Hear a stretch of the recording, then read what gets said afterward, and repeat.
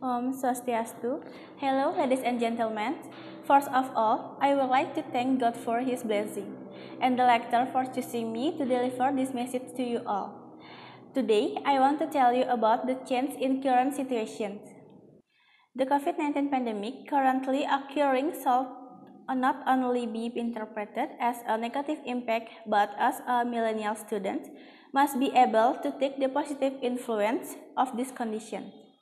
As students in an era like this, it can be an opportunity for us to explore the field of technology. Because, as is known during this pandemic, almost all sectors are related of technology. Starting with learning from home, gathering information, or learning on your own. Doing your experimental activities, etc. All of these activities are of course assisted by technological sophistication. This is where a student is encouraged to be able to innovate and harness their own creativity. This creativity can be started with small actions such as pursuing each other's interests. Every student certainly has an interest and talent in a field, which is we know as a hobby. As we get older, we slowly start to leave this hobby because we are busy. The existence of online learning increase in free time we have. For example, I usually take one past hours to commute to campus, so it saves times on those trips. We can use this time to add new experience or pursue a hobby. Currently, pursuing a hobby or doing something that is considered more costly. What if, on the contrary, we can produce something from our hobby or field that we are engaged in?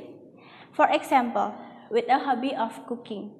If this hobby is pursued by utilizing technology, it will generate profit such as marketing our cooking result on social media, review the food we make, creating interesting content about cooking tutorial which can later be uploaded to various social media, making your online shop, and still many more profitable potential.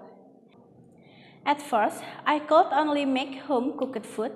Now, I can switch to contemporary food that are in great demand by the public. I also learned how to make contemporary drink through the internet.